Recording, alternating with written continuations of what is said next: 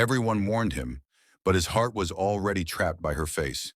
In the quiet village of Ogudu, where gossip travels faster than wind, lived a man named Jide, a humble hunter known for his strength and silence. One market day, his eyes caught Amara, a stunning woman with skin like fresh palm oil and eyes that didn't blink long enough. The entire village stood still whenever she passed. Men whispered that she was too beautiful to be trusted. Women avoided her path, but Jide didn't care. He had made up his mind. She would be his wife. Beauty this rare, he believed, was a blessing, not a warning. No one danced at the wedding, not because they didn't want to, but because they were afraid. Jide paid the bride price in full. The elders came, the drums played softly, but the joy was strange, like laughter hiding behind fear. Amara said nothing during the entire ceremony. She just smiled, that same smile that never reached her eyes.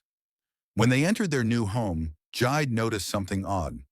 Amara brought no family, no friends, and no past. She arrived alone. But Jide, blinded by love and pride, brushed it off. Maybe her family is dead, he said.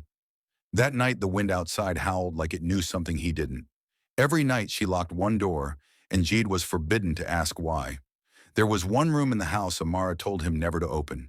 For your safety, she said softly, placing a wooden charm above the door. Jide asked once, and her face grew cold like the Harmattan wind. Promise me, she whispered, never go in there. Days passed, then weeks. Each night, Jide heard soft chants and footsteps from behind the locked door. Sometimes a light flickered from under it. Still, he stayed silent, until the night he heard a second voice. One glance was enough, and Jide knew he had married a stranger. Curiosity won. One midnight, while Amara was outside gathering herbs, Jide tiptoed to the room. The door was unlocked for the first time. He pushed it slightly and saw a black mirror surrounded by 7 clay pots. Inside one pot, something moved. As he leaned closer, the mirror flashed, showing not his reflection, but his own grave. Jide stumbled back, heart racing. He slammed the door shut and pretended he saw nothing. But Amara saw his fear when she returned, and for the first time she didn't smile. If a bird speaks your name at dawn, listen carefully, it might save your life. The next morning a black crow landed on Jide's window. She's not who you think she is, it croaked. Jide chased the bird, thinking it was madness. But the crow returned every day with more warnings, revealing secrets no one else knew, like the birthmark under Amara's hair or the name she used before coming to Ogudu. Jide finally followed the bird deep into the forest. There, in front of an abandoned shrine, it spoke again. She escaped from here. She was never supposed to leave. The trees around him seemed to nod in agreement. Before Ogudu, there was another village, now gone, like it never existed. Jide returned home and searched Amara's belongings. Hidden in a basket was a torn wrapper with the name Obime stitched into it. That night he asked her, "What does Obime mean?" She froze. Her hand trembled. Then for the first time she raised her voice. "Never say that name again." Determined to find the truth, Jide visited an old seer in the mountains. The seer told him that Obime was once a village swallowed by darkness after a woman sacrificed her kin for power. Only one person survived, and her beauty was her disguise. Some secrets stay hidden as long as you follow the rules, but Jide had already broken one. The wooden charm above the locked door began to rot. Strange smells filled the house. Amara grew weaker by day and stronger by night. She barely ate. Her eyes turned darker. Jide started sleeping with a cutlass under his bed. Then one night, lightning struck their compound.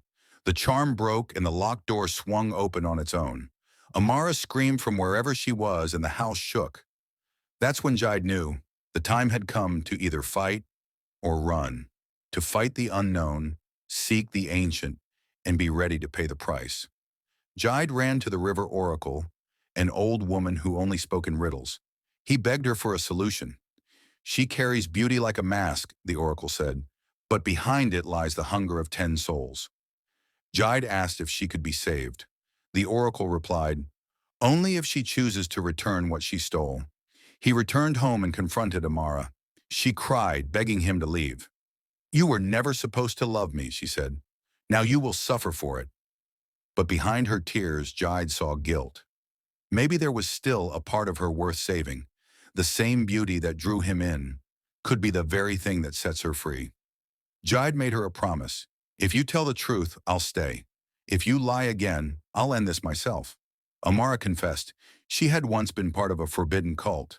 Her beauty was a spell, one that required a soul every 7 years. She ran away from her past, hoping to change. But love had made her weak. She asked for one more day to undo what she did. Jide agreed, but deep down, he wasn't sure if she meant saving him or sacrificing him. When the door opened for the last time, something came out, but it wasn't her. That final night, Amara entered the room and locked it behind her. Jide waited. Hours passed, then silence. When he opened the door, all 7 pots were shattered and the mirror was gone. On the floor lay Amara's wrapper, nothing else. Jide left Ogaду the next day, heart heavy, spirit changed.